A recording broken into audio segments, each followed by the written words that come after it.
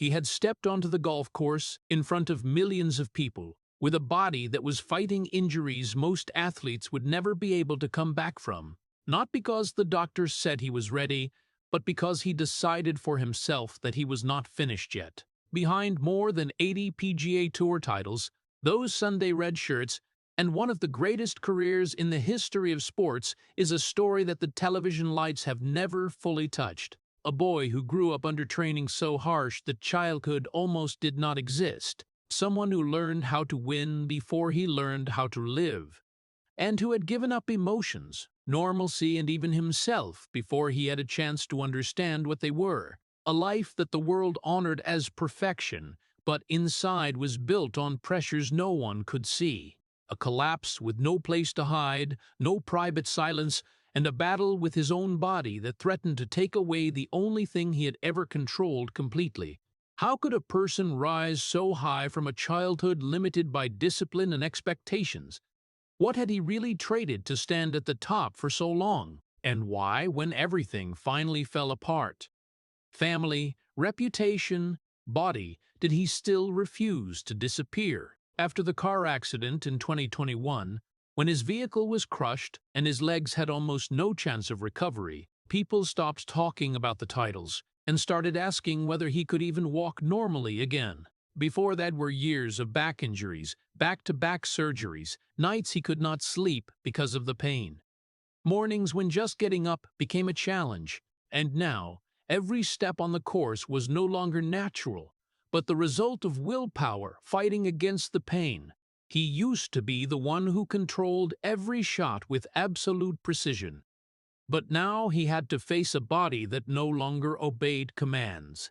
Billions of dollars in assets could not repair the damaged spine, could not erase the scars deep in the bones, and could not give back the sense of freedom he once had when he walked. What made it all even harder to understand was not what he had lost, but the reason he kept going. Not to prove anything to the world, but as if there was something inside that would not let him stop. A life built on absolute control, then gradually losing it piece by piece, until the only thing left was the decision to continue. And the question remains there, heavy and impossible to avoid: how much must a person pay to become great?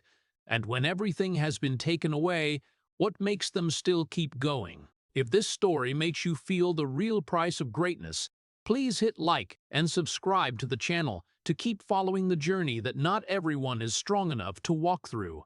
And now, let us step into the next part, where we go back to the beginning, to understand why a person was created to win but was not taught how to live. To understand why he still keeps walking even when his body no longer belongs to him. We must go back to where it all began, not on a famous golf course, but in those long and silent afternoons, where a child learned how to hold a club before he learned how to understand his own emotions. And Tiger Woods did not grow up like other children. He was raised under the guidance of Earl Woods, a father who did not see a child in his son, but saw a mission that needed to be fulfilled. From very early on, everything in Tiger's life was shaped around one single goal: winning. Not playing, not exploring, not making mistakes to learn from, but control, repetition, and perfection. The training sessions were not just about technique, but psychological tests designed to break distractions, to eliminate emotions, to turn a child into a machine that knew no hesitation. Earl did not just teach his son how to hit the ball, he taught him how not to react to noise, how to keep his eyes steady when being disturbed, how to continue even when everything around was trying to pull him out of focus. He deliberately created stressful situations, talking, making noise, doing everything possible to make his son lose concentration, only to then demand that the boy keep the shot exactly as if nothing had happened. It was no longer training, but a process of reprogramming the mind, where emotions gradually became something that needed to be eliminated. In that world, there was no room for tears, no reward for weakness, and no acceptance for anything less than perfect. Tiger was not asked how he felt. but was taught that feelings did not matter. What mattered was the result. And when a child is taught like that too early, he does not learn how to understand himself. He learns how to control himself to the point where he almost no longer recognizes himself. Those evenings when other children could run and jump, laugh and play, Tiger stayed at the practice range, repeating shots until they had no flaws. The days when others were allowed to rest, he learned how to keep going because rest was not in the dictionary of someone being prepared to become number one. Discipline in the family was not gentle guidance, but a strict system where every action had a purpose and every mistake had consequences. Affection did not disappear, but it was expressed in a different way, a way where success became the only language. Pride was not spoken, but had to be proven. Recognition was not given, but had to be earned. And gradually, Tiger no longer sought acceptance from others. He learned to find it in victory. But when victory became the only way to feel valuable, failure was no longer a part of life, but something unacceptable. That was where something began to form inside him, a fear not of losing, but of no longer being in control. Because throughout his childhood, control was the only thing he was allowed to keep, not joy, not freedom, but the ability to keep everything within the frame, to keep himself from deviating from the path that had been laid out. And when a person is taught that their value depends entirely on never being wrong, they do not just learn how to win, they learn how to hide everything that could make them look less than perfect. Tiger learned that too early, before he was old enough to understand its price. A child who is not raised to be happy, but raised to win, will grow up with a void that no title can fill. And in that void, the things not learned, not felt, will not disappear. They just wait. Wait until there is nothing left to hold them back. And when that happens, everything that had been perfectly controlled begins to slip away. What was built in the silence of early discipline began to appear under the light of the world. And when Tiger Woods had not yet had time to understand what that meant, he was no longer an ordinary child. The television appearances from when he was very young were not joyful or proud moments the way people might think, but the first steps of a journey where every eye looked at him not as a child, but as a phenomenon that needed to be proven. People did not talk about him growing up. They talked about who he would become. And when the predictions started appearing too early, they were no longer compliments. They became a burden that a child not mature enough could not carry. He won time after time in junior tournaments, in competitions that should have been places to learn and make mistakes. But for Tiger, mistakes were not part of the process, but something to be avoided at all costs. Each victory did not bring relief, but brought even greater expectations. Each time he surpassed others, the distance between him and normalcy was pulled a little further. People began to see him as something different, and that gradually separated him from the world of children his age. He was admired, praised, called a prodigy.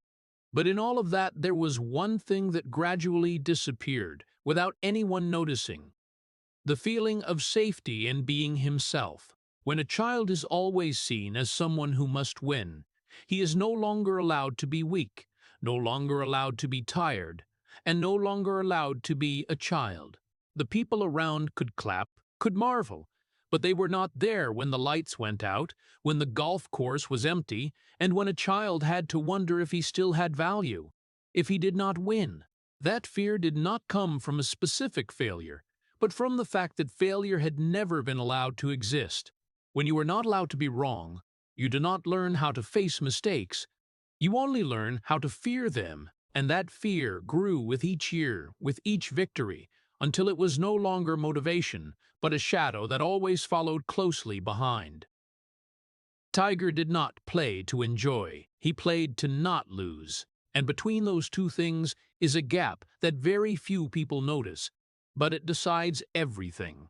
Outsiders looking in saw a child who always won, always calm, always in control, but inside was a tension system that was never allowed to turn off. There were no real days off, no moments of complete release, because even when no one was watching, The expectations were still there, and those expectations did not just come from the world, but had been planted deep inside him from very early on. What made everything even more cruel was that he was truly good, so good that what others saw as extraordinary became the minimum standard for him. When you are so good that no one understands what you have to do to achieve it, you also begin to lose the ability to connect with those around you. Not because they do not want to understand, but because they cannot. And in that admiration, an invisible distance is created, where Tiger stands alone, seen by everyone, but not truly understood by anyone. That feeling of isolation was not loud, not clear, but it existed in every moment he could not share what he really felt. When you are loved for what you do, not for who you are, you begin to confuse the two. And when that happens long enough, you no longer know who you are without victory. That is how a silent fear forms, not the fear of losing, but the fear of becoming invisible if there is no victory to prove your worth. And from there, every time stepping onto the course is no longer an opportunity, but a test. A test he is never allowed to fail. And when a person lives in that state for too long, victory no longer brings joy. It only brings a postponement of fear. Tiger had become a child who never failed, but also a child who never truly felt safe, because any moment that was not perfect could be the beginning of losing everything he had been taught was most important. And then, the world no longer looked at him like a child anymore, but like a phenomenon that had completed the process of growing up before it actually happened. And when Tiger Woods stepped into professional golf, there was no adaptation period, no time to learn in the shadows, only the blinding light and the waiting of an entire industry that was thirsty for a new icon. He did not come to test himself. He came and immediately won, as if everything had been programmed in advance, as if all those years of being forced to be perfect had finally found a place to show itself. But what the world saw was only the result, not the price. When he won the Masters tournament in 1997 by a margin that history had never witnessed, people did not just talk about a champion, they talked about a new era. They called him the future of golf, the one who would change the sport forever, the living proof that greatness could be created through discipline and willpower. The images of a young man wearing the prestigious green jacket, with just the right smile and eyes still holding that cold focus, quickly spread across the world, and in just one moment, he was no longer Tiger Woods. He became an icon. But an icon has no right to be wrong. An icon has no bad days. An icon is not allowed to be human. And that was where the story began to change in a way that very few people noticed. When you are lifted too high too fast, you no longer have ground to stand on firmly. You only have a position to hold on to, and any slip becomes a fall that the whole world will witness. Tiger was no longer just playing golf. He represented something bigger than himself. He became the image of perfection, of control, of victory that needed no explanation. Brands clung to him. The media followed his every move, and every time he appeared, it was not just a match, but an event. People did not come to see if he would win or not. They came to confirm that he was still unbeatable. And when that expectation repeated long enough, it was no longer pressure from the outside. It became part of the man himself. He could not just win. He had to win in a perfect way. He could not just exist. He had to maintain an image without a single flaw. The smallest moments of error, the imperfect shots, the fleeting expressions, all of them were magnified, analyzed, and placed under the light of constant judgment. In that world, there was no room for fatigue, no room to stop and ask what he really wanted. Tiger continued to win, continued to break records, continued to prove that he deserved everything that had been said about him. But each victory locked him tighter into the image he could not escape. He no longer played to explore, no longer played to learn, he played to maintain. And the difference between those two things is where the human being began to disappear. Fans saw a legend being built day by day, but no one asked what was being lost in that process. Because what was lost had no image, had no specific moment. It was only the accumulation of things that were never allowed to happen. Not allowed to fail, not allowed to be weak, not allowed to stop. Tiger became the man the whole world wanted to see. But the price of that was he gradually no longer knew who he was when there was no one else's gaze. The perfection he showed on the golf course was not natural. It was the result of a long process of control from childhood. And now it became the cage he locked himself into. Every time he stepped onto the course, he did not just face opponents. He faced the image of himself, the image he was not allowed to damage. And when a person has to live too long to protect a perfect version of himself, they begin to separate from reality, from emotions, from the human parts that do not fit that image. Tiger Woods had become the hero America expected. But deep inside, he was still the child who had been taught that his value only existed when there were no mistakes. And when that belief was never challenged for a long time, it did not disappear. It only waited until a big enough mistake happened to break everything. And what no one realized in those years of glory was that the foundation of perfection was not built to withstand collapse. It was built never to have to face it. But life does not work that way, and when that moment came, everything that had been held too tightly would begin to break. And right at the moment when the world believed he had reached the most perfect version of an athlete, that became the invisible cage that locked away every remaining part of the man he was. Because Tiger Woods was no longer just a winner, he became the standard that everyone used to measure perfection. And once you become the standard, you no longer have the right to deviate from it. The titles continued to come. The records continued to be broken.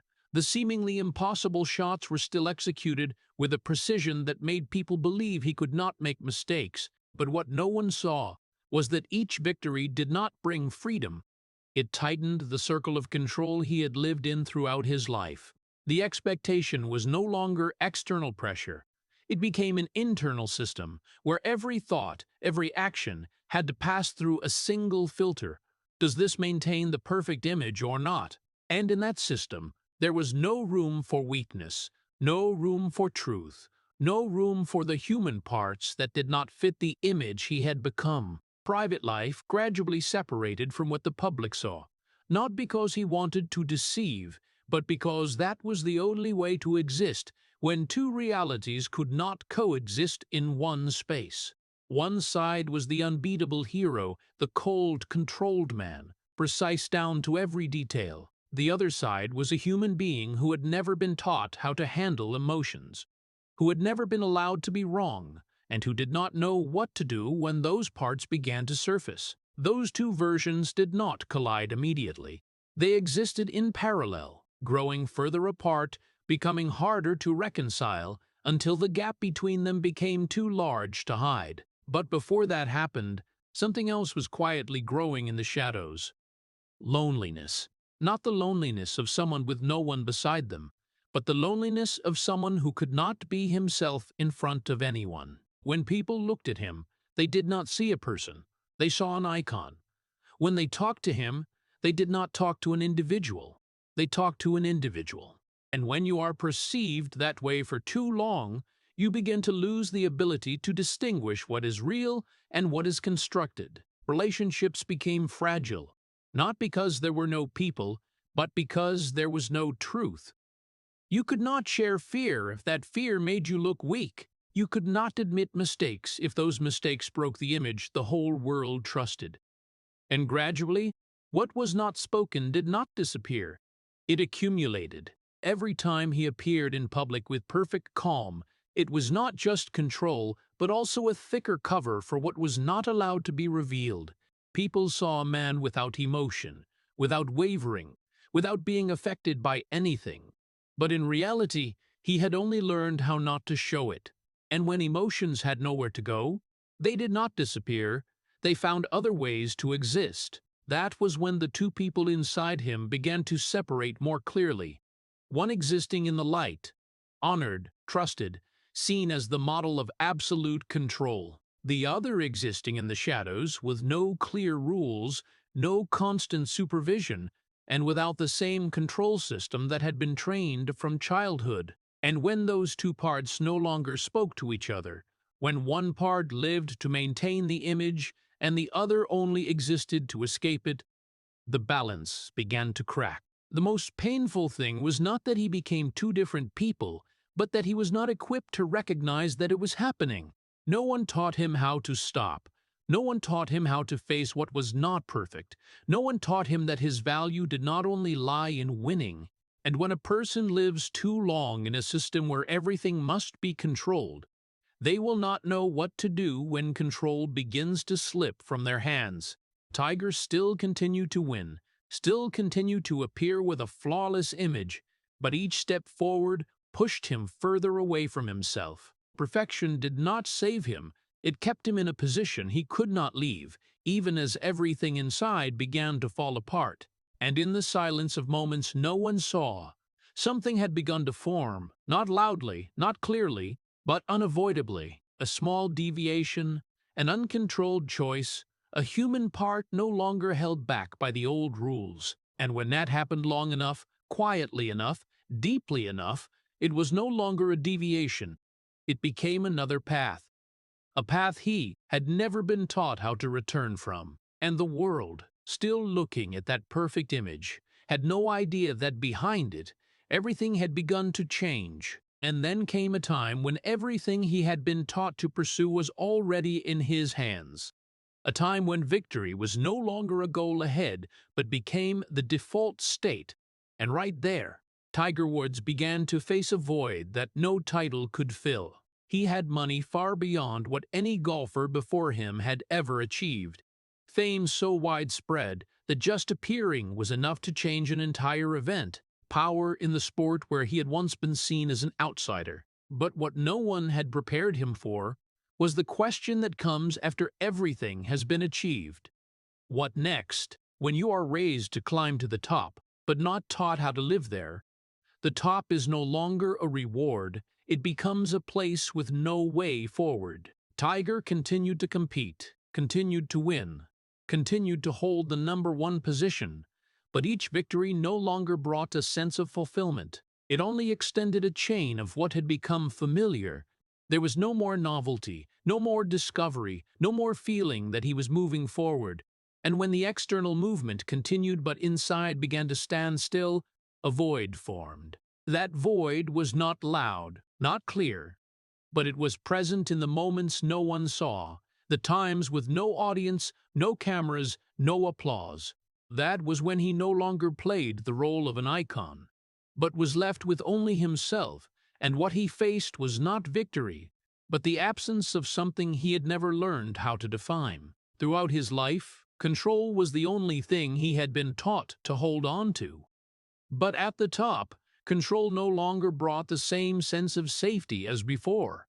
It became an obligation, and when an obligation lasts too long without clear meaning, a person begins to look for other places to feel they still control something. Not on the golf course, where everything had become so familiar it was almost automatic, but outside, in spaces without rigid rules, where there was no gaze monitoring every action. Small choices began to appear, not immediately as a big change, but like light steps off the pre-drawn path. One time not following the schedule, one decision not based on discipline, one moment where he allowed himself to not be perfect. Those things did not draw attention, did not create immediate consequences. And precisely because of that, they became easy to repeat. When you have lived too long in a system of absolute control, any feeling of freedom, no matter how small, becomes powerful. And when no one has taught you how to handle that freedom, you do not manage it. You get carried away by it. Tiger did not stop suddenly. He slid gradually, little by little, in a way that even he himself might not have noticed right away. Because on the outside, nothing had changed. He still won, still appeared with a familiar image, still the person the world trusted. But inside, the gap between the two people had begun to widen more than ever. One side still kept everything within the frame, still performed the role he had been given from very early on. The other side began to search for something else, not to break, but to feel. And when those two parts were no longer balanced, when one part lived to maintain the image, and the other sought to escape it, the deviation was no longer a possibility. It became inevitable. The signs did not appear as a clear collapse, but like small cracks on a surface that still looked intact. No one saw them immediately. No one asked questions while everything was still working. But cracks do not disappear on their own. They spread, slowly, quietly, until the structure underneath was no longer strong enough to hold everything as it was. Tiger had reached the peak he had been taught to reach, but there was no map for the rest of his life. And when there was no direction forward, a person does not stand still.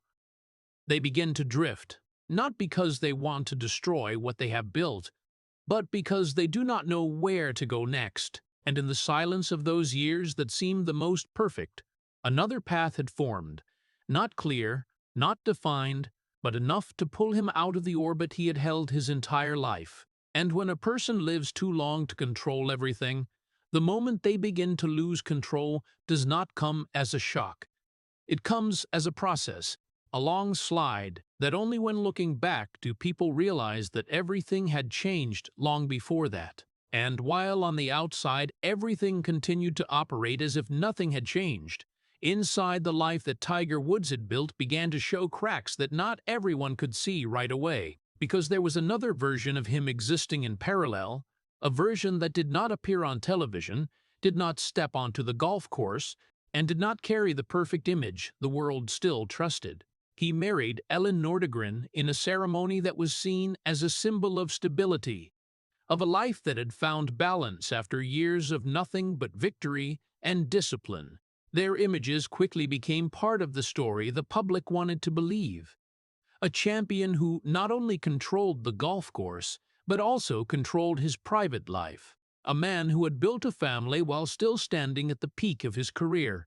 The photos, the appearances together, the moments with the children, all created a sense of completeness, as if he had finally found what childhood had never allowed to exist. But right in that seemingly stable space, the separation had taken place, not through one big incident right away, but through small choices, periods of time not shared, parts of life that were never brought into the light.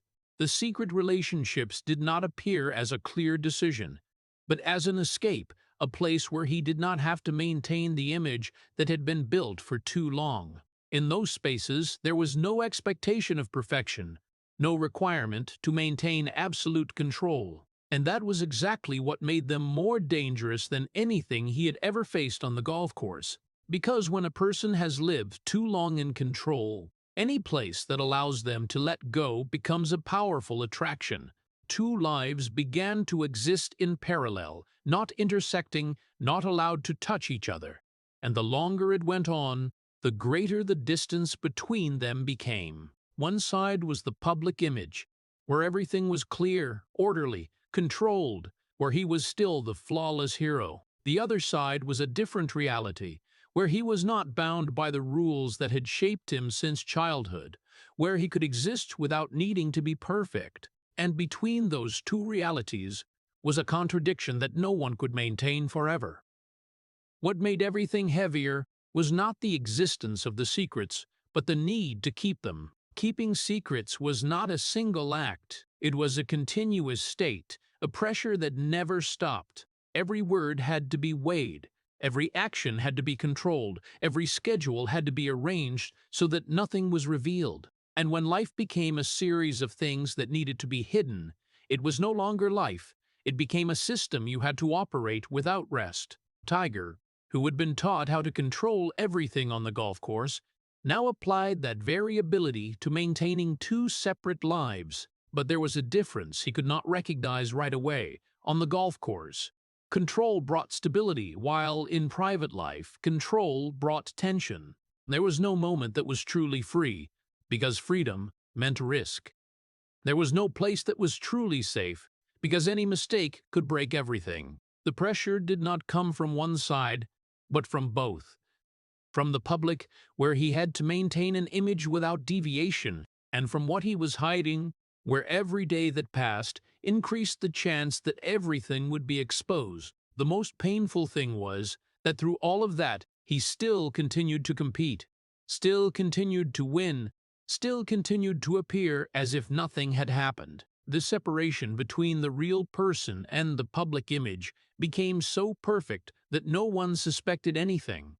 And that very perfection was what made the later collapse inevitable. Because when a system is built on hiding, it does not need one big mistake to collapse.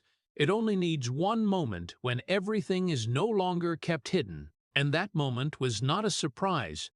It was the result of a long process where small cracks had existed for a very long time. Tiger did not lose control in one day.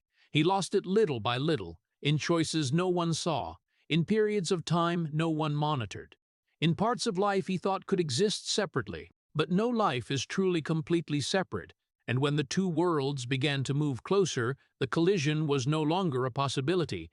It became certain. The life he had built, which seemed solid, began to reveal weaknesses that could not be hidden forever. And when the pressure to keep everything under control exceeded what he could bear, the collapse was no longer a question of if, but when. And when it happened, it would not just crack part of his life, it would break the entire image he had spent his whole life creating. And then the moment when everything that had been kept hidden for many years began to surface did not come as an announcement, did not come as a confession, but came on one dark, brief night, but enough to break the entire structure that Tiger Woods had spent his whole life building. The cars sped out of the house at night. The collision not severe physically compared to what would happen afterward, but it was the first collision between the two worlds he had tried to keep separate for too long. At first, it was just an accident, a small item in the local section, a story that could be explained and closed like any other incident. But in the hours that followed, details began to emerge, questions began to be asked, and then the answers were no longer within his control. What had previously existed only in private shadows was now pulled into the light, not piece by piece, but almost all at once, in a rush with no pause. Names appeared, stories appeared. Accounts that no one had known before now spread across the media at a speed that no control strategy could keep up with. It was no longer a secret that needed to be kept, but a reality that could not be hidden. The cheating scandal was not just an event. It was a series of successive revelations, each revelation deepening the crack in the image he had maintained for too long. And what made everything even more cruel was not that the information appeared, but the way it was perceived. The public did not just see a person who made a mistake, they saw an icon collapsing. The man they had trusted as a model of control was now placed under the light of complete loss of control. What had once been considered impossible was now happening before their eyes, without filters, without preparation, without any control from his side. The media did not stop, because there was no reason to stop.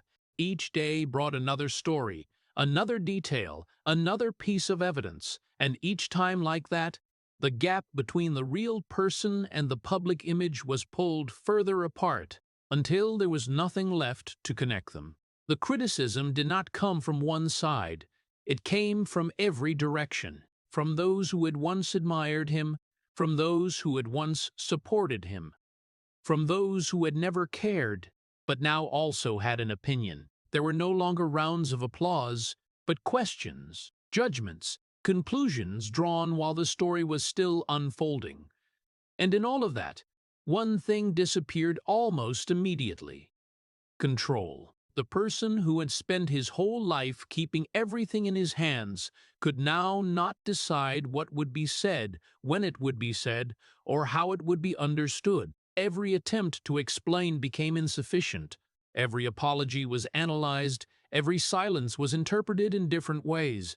He was no longer in the position of controlling the story, he became its subject. And when you no longer control your own story, you begin to lose the ability to control how others see you. That did not happen in a single moment. It unfolded day by day, week by week, month by month, as the story showed no sign of ending. The image he had built did not disappear immediately. It was dismantled piece by piece in front of everyone, from hero to suspect, from icon to subject of analysis, from role model to example of collapse. And in that process, there was one thing few people noticed. Behind everything that was said, written, and shared, there was still a person facing the consequences of what had happened. But unlike most people, he had no space to do that in silence. Every reaction was observed, every step was followed, every sign was interpreted. There was nowhere to hide, no way to pause, no time to understand what had really happened before having to face it in front of the whole world. The life he had tried to separate now collided head-on, and no part remained intact after that collision. Family was pulled in, relationships were broken. What had once been private now became public, and in all of that, one thing became clearer than ever. He no longer controlled his own life.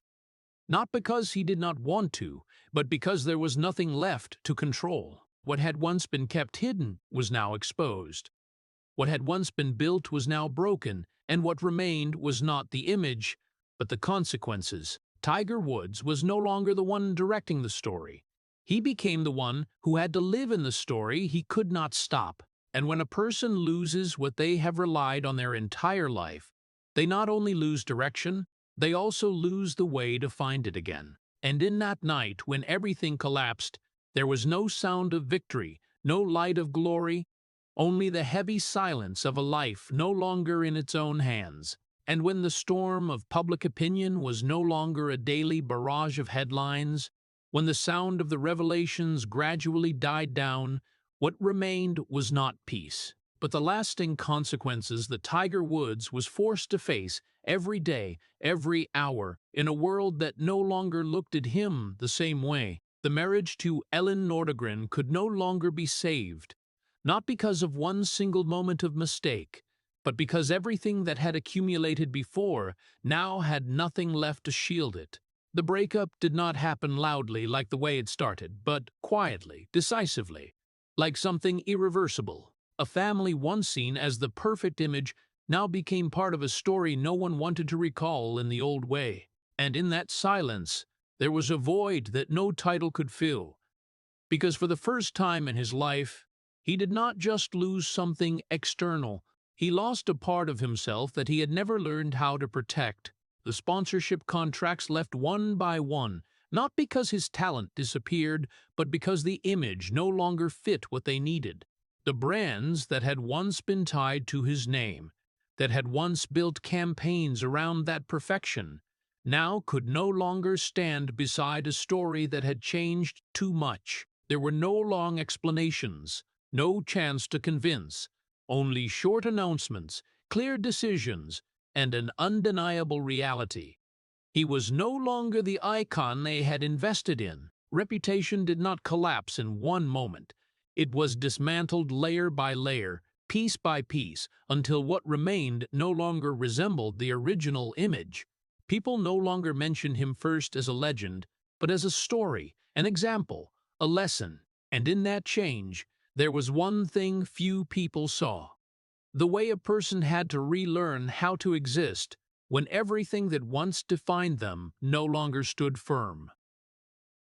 But the loss did not stop there. What happened on the outside was only the visible part, while what happened on the inside was what lasted longer. The relationship with the children did not disappear, but it changed, becoming more fragile, more complicated, because he was no longer a father seen through the lens of perfection, but a person trying to hold on to what remained while he himself had not yet fully understood what had happened. There were distances not created by physical distance, but by things that could not be explained, emotions that could not be put into words, and consequences that a child did not choose but still had to live with. And in all of that, a feeling began to cling to him, not loudly, but impossible to escape. Shame. Not shame in front of the public, but shame when facing himself, when looking back at what had happened and being unable to change it. It was a feeling without a deadline, without a clear endpoint. Because it did not depend on whether others were still talking about it or not, it existed in the way he saw himself. And when that shame lasted, it did not stand alone. It brought isolation with it. Not because there were no people around, but because he no longer knew how to appear before them. Relationships became more difficult, not because others turned away, but because he was no longer sure who he was in their eyes. The hero they had once known no longer existed, but the real person was not yet clear enough to replace it. And when you no longer recognize yourself, you cannot expect others to understand you. Tiger Woods had lost what had once made up the person the world knew. But what was harder was that he had nothing yet to replace it with. No more perfect image, no more absolute control, no more system he had relied on his entire life. And in that void, there was no guide, no map, only a person who had to relearn from the beginning how to exist without the things that had once defined him. And that was not a quick process, not a journey with a clear endpoint, but a prolonged state where each day that passed carried the same question: when you lose everything that once made you who are you left as? And when the things that belonged to the outside gradually fell from his hands, when reputation no longer stood on his side, when relationships became fragile and hard to hold, Tiger Woods was forced to turn back to what he had always believed was the most stable: his own body, the thing that had brought him to the top, the thing that had served him with near absolute precision for many years. But right there, a different truth began to emerge. Slowly, quietly, but irreversibly, the back pain did not come as a single shock. It started as a small discomfort, a feeling of tightness after long rounds, a sign that in his world was often ignored, because ignoring it was the way he had learned to keep going. But this time, it did not disappear. It came back, clearer and clearer, harder and harder to ignore, until it was no longer just a feeling, but became part of every movement. The turns that used to be smooth now required more effort. The steps that used to be natural now had to be calculated, and the simplest things began to carry a level of pain he had never experienced before. At first, he still continued, because continuing was the only thing he knew how to do. But the body no longer responded as before, and for the first time in his life, willpower was not enough to force it to obey. The surgeries began to appear as necessary solutions, one after another, with the hope that this time would be the last, that this time would be the last, that this time would bring everything back to the way it was. But each surgery was not a new beginning, but an admission that something was no longer intact. Recovery time was not just waiting but enduring. Long days when the body did not cooperate, nights when the pain did not allow sleep, moments when just standing up became an effort. And when that process repeated, hope did not disappear, but it changed, from returning to the way it was before to just being enough to continue. Tiger returned to the course, not with the confidence he once had, but with a caution he had never needed before. He still competed, still had moments that reminded people of the man he once was, but between those moments was a truth that could not be hidden. He was no longer at the old level, not because he did not want to, but because the body would not allow it. Each shot was no longer an expression of absolute control, but a compromise between what he wanted to do and what he could do. And that difference, no matter how small, was enough to change everything in a sport where the smallest deviation could decide the outcome. But the hardest thing was not competing, but life off the golf course. Chronic pain did not stop when the match ended. It followed him home, into every ordinary moment, into things that previously required no thought. Sitting down, standing up, turning, all of them had to go through the pain.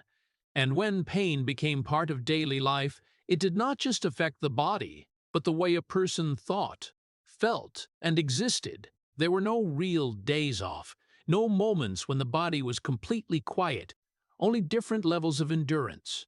For a person who had lived his entire life relying on the ability to control his body, that was not just a difficulty, It was a profound loss, because when you can no longer control your body, you do not just lose a tool, you lose a part of your identity. Tiger was not just a golfer. He was the way his body moved, the way he executed shots, the way he controlled every smallest detail.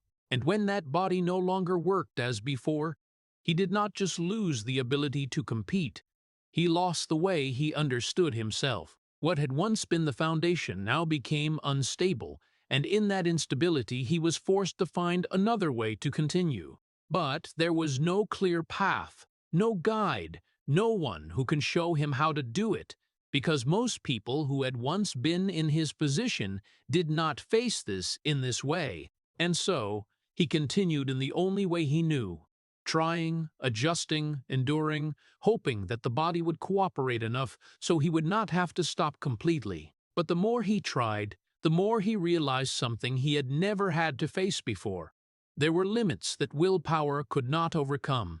And when a person who had lived his entire life believing he could control everything was forced to accept that there were things he could not control, that was not just a change, it was a breakdown. The body that had made him who he was no longer served him in the old way, and in that change, a question began to appear, not about whether he could come back or not, but about who he was if he could no longer do what he had always done. And that question had no easy answer, because it was not only related to his career, but to the entire life he had built based on one single thing: the ability to control. And when the body was no longer something he could rely on, when each day began and ended in pain, with no sign of disappearing, something else began to happen.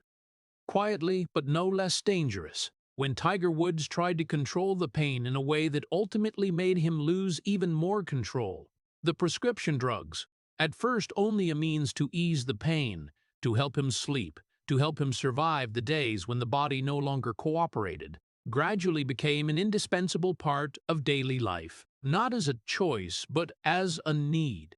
And when the line between what was necessary and dependence became blurred, what had once been a solution began to become a problem. In 2017, on an ordinary morning with nothing special, no golf course, no audience, no lights, but it became one of the clearest moments showing how far things had gone. He was pulled over by the police in a disoriented state, not because of alcohol, but because of the effect of the medication, and the recorded image was no longer the man the world once knew. There was no more control, no more precision, no more focused eyes that had once made opponents wary. Only a tired, confused person, no longer holding the alertness he had built his whole life. When those images were released, the reaction was no longer simple surprise, but a heavy feeling, as if something many people had feared for a long time had finally happened. Fans did not just see a mistake, they saw a complete collapse. And this time, there was nothing left to protect the image, nothing left to explain in a way that could preserve any part of the person they had once trusted. Trust did not disappear immediately, but it no longer stood firm. Those who had once defended him, once hoped, began to fall silent, not because they no longer cared, but because they no longer knew what to believe anymore. And in that silence, there was a gap that no words could fill. But the most important thing was not how the world saw him, but how he saw himself.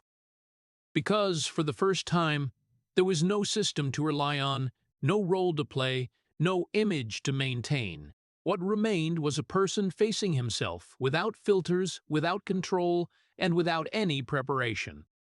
The inner world was no longer as clear as before, with no specific goals, no pre-drawn path, only prolonged fatigue, exhaustion accumulated over many years, and a feeling of disorientation he had never experienced before. When you are used to always knowing what you have to do, not knowing what to do becomes a frightening void, and in that void, belief does not exist on its own. It needs to be built. It needs to be nurtured.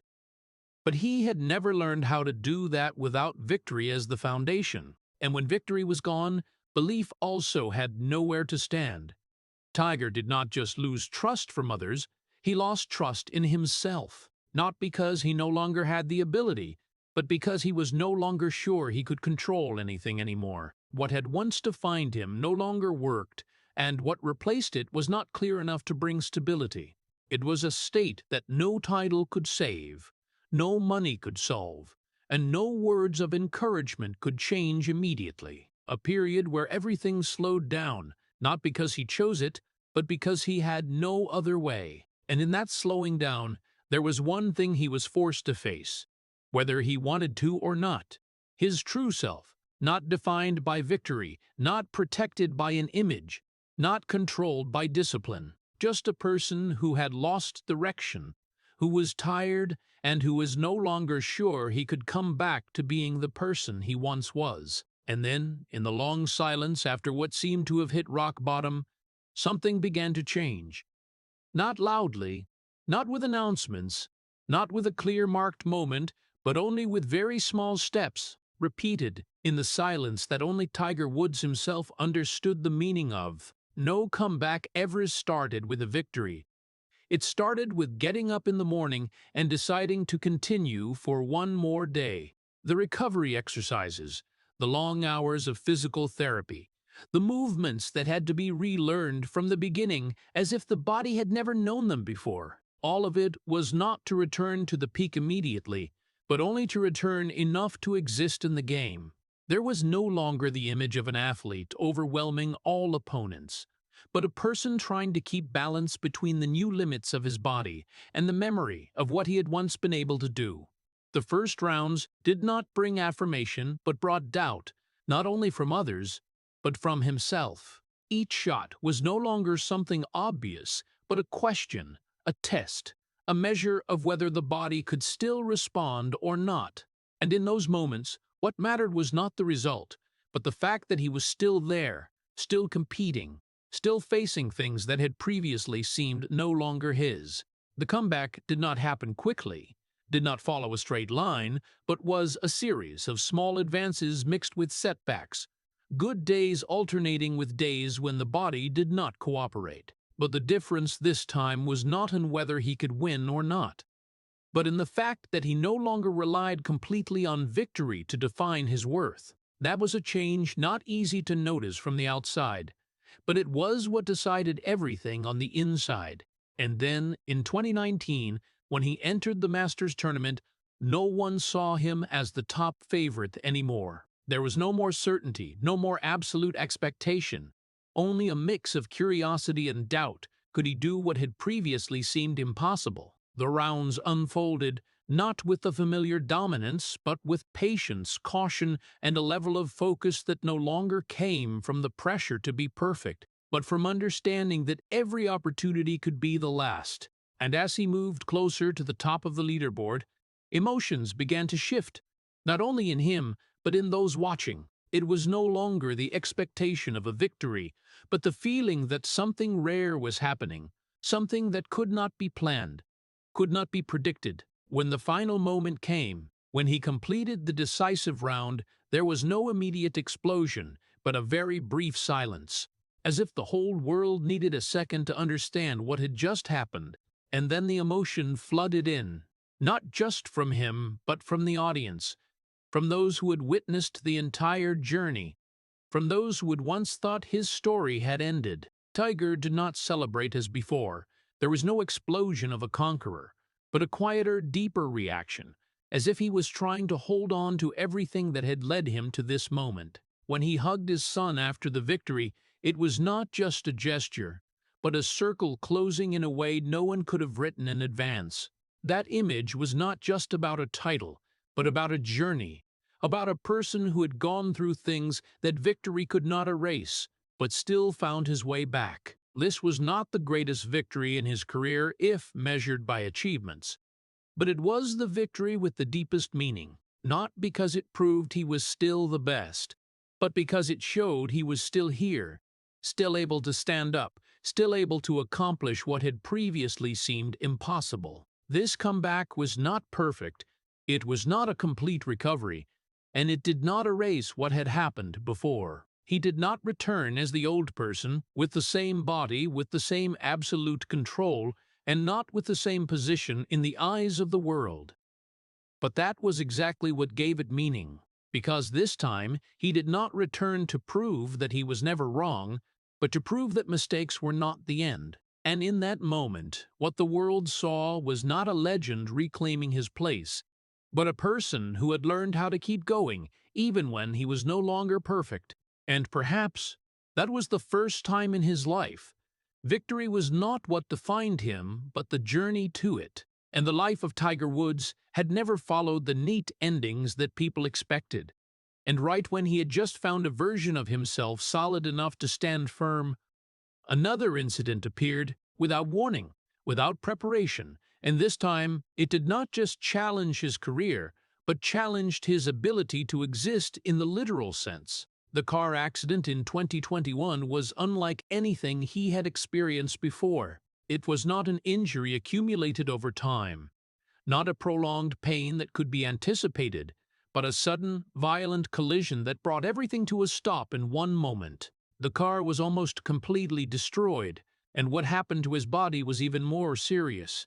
His legs were broken in multiple places, with damage so severe that doctors had to consider the possibility that they could not be fully saved. For the first time, the question was not whether he could compete again, but whether he could even walk normally again. And in the space of the hospital, where there were no spectators, no applause, no stage lights, only silence and decisions of survival, everything he had once been seemed no longer relevant. The titles, the victories, the records could not reduce the pain, could not change the condition of his body, and could not guarantee a future like before. The recovery process this time was unlike any before because the body was not just injured, but almost reconstructed. The long surgeries, the metal rods, the screws, all were placed in to hold on to what could be held. But holding on did not mean returning. The days after that had no clear goals, no specific plans, only small steps, movements that had to be relearned, pains that had to be endured without knowing how long they would last. If before he had fought to return to competition, this time he fought to be able to live a normal life. And in that process, another reality gradually became clear. Perhaps this time, there would be no return like before. The risk of ending his career was no longer a distant possibility, but something present, right in front of him. In every difficult step, in every movement that was no longer natural. And what made everything heavier was that he had been here before, had lost everything before, had had to rebuild from the beginning. And now, when things had just become solid enough to stand, he had to face the risk of losing it once again. There was a fatigue not easy to see in such circumstances, not the fatigue of the body, but the fatigue of having to start over so many times. When you had already proven that you could come back, having to do it one more time did not bring a feeling of confidence, but carried a question. Could it still be done this time? But whatever the answer was, the process still had to happen. He continued, not because he was sure of success, but because there was no other choice. The recovery sessions began again. The basic exercises were repeated again. The simple movements became goals again. And in each small step forward, there was a clearer awareness than ever that everything had changed. He was no longer the person from before, no longer with the same body, no longer with the same ability, and no longer with the same path ahead. But what did not change was the way he faced it, not by denial, not by trying to go back to the past, but by accepting that the present was different and still continuing in that present. Life did not stop to let him rest, did not slow down to let him catch up. It kept pushing him to new limits, limits he had not faced before, and in all of that, there were no guarantees, no promises, no certain outcomes.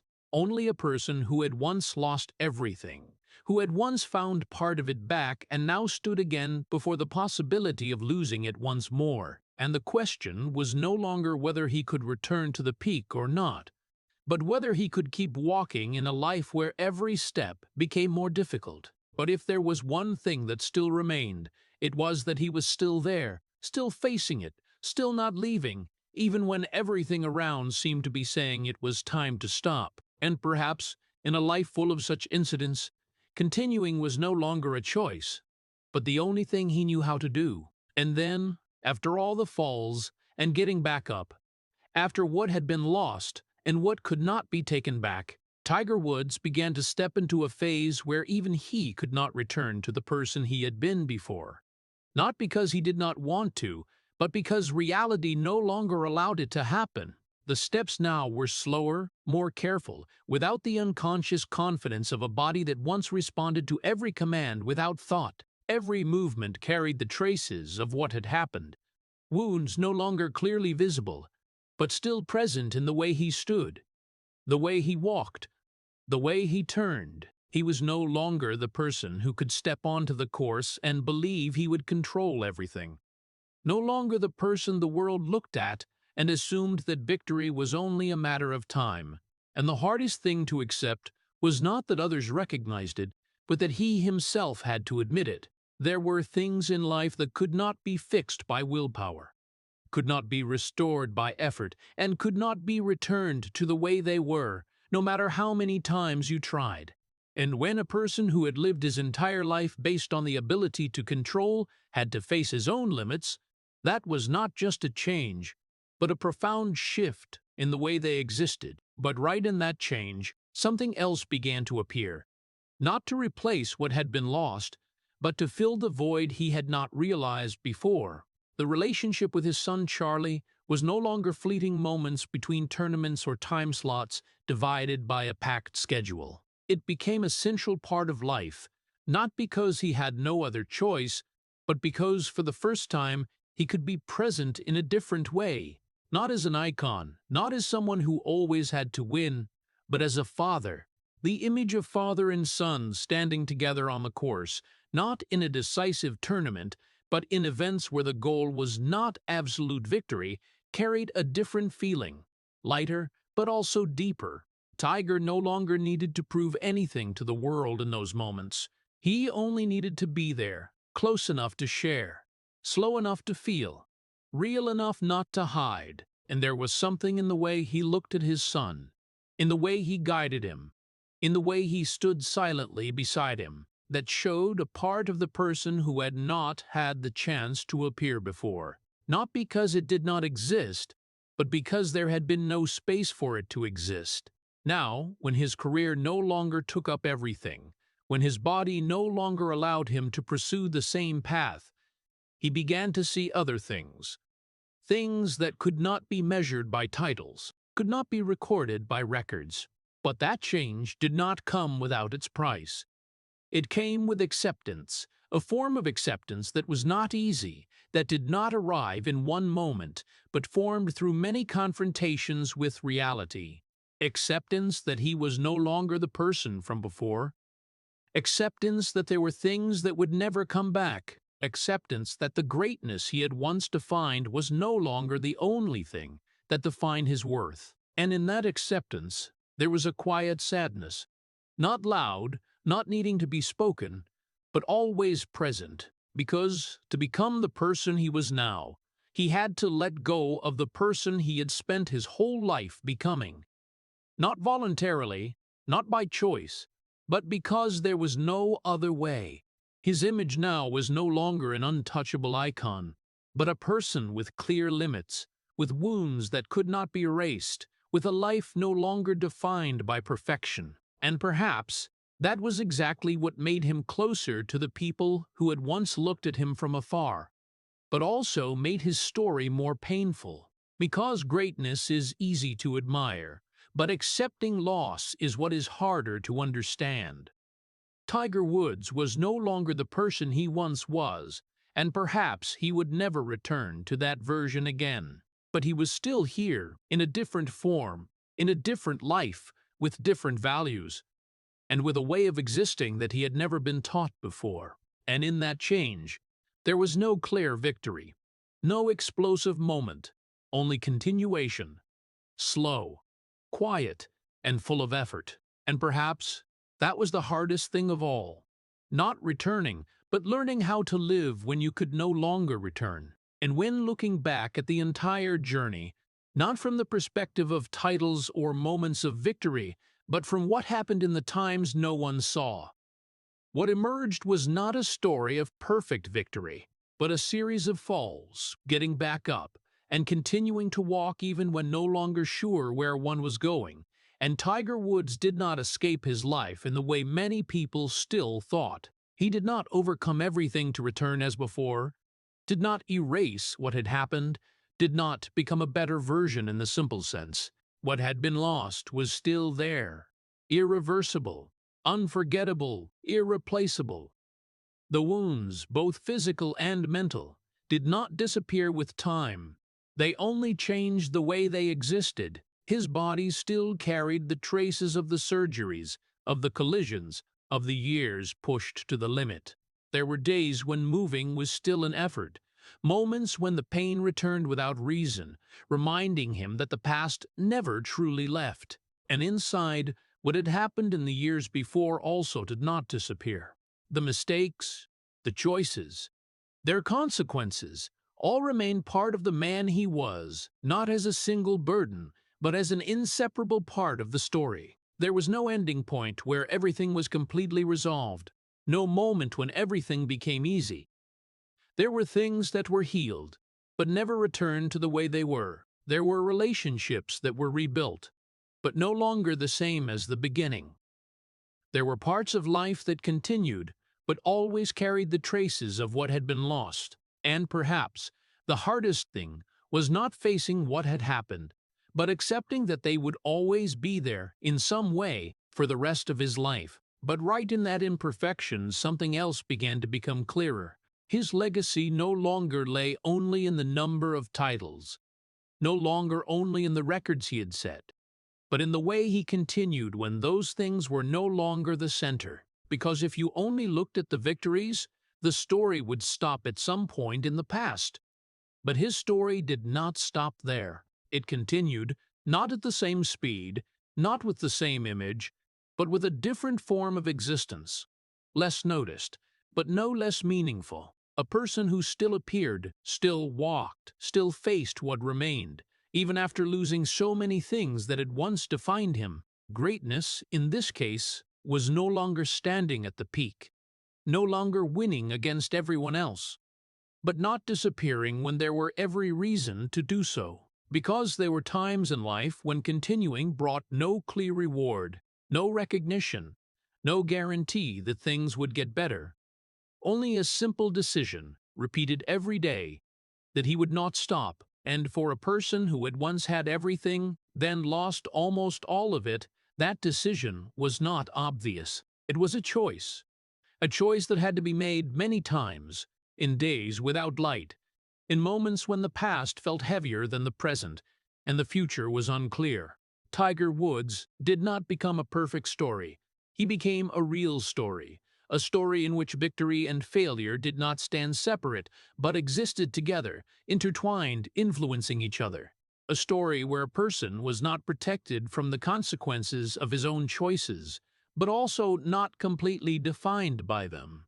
A story where value did not only lie in what was achieved, but in the way of continuing after loss. And when looking at him now, not as an untouchable icon, but as a person who had been through so much without stopping, what remained was not perfection, but presence. He was still here, not as before, not in the way the world once knew, but enough to prove that the story had not ended. And perhaps that was the most important thing. Not how he started, not how he reached the peak, but that he still continued when everything was no longer the same, not to prove anything to the world, but as a way to exist in a life he could not escape, only pass through. And in that continuation, though slow, though imperfect, though full of cracks, there was a different kind of strength. Not loud, not needing recognition, but enough to keep a person from disappearing. And sometimes, in a life like that, that was everything. The story of Tiger Woods not only makes people admire, but also leaves a very deep feeling of heartache, because behind the image of a person who once controlled everything on the golf course was a journey in which even he, many times, could not control his own life.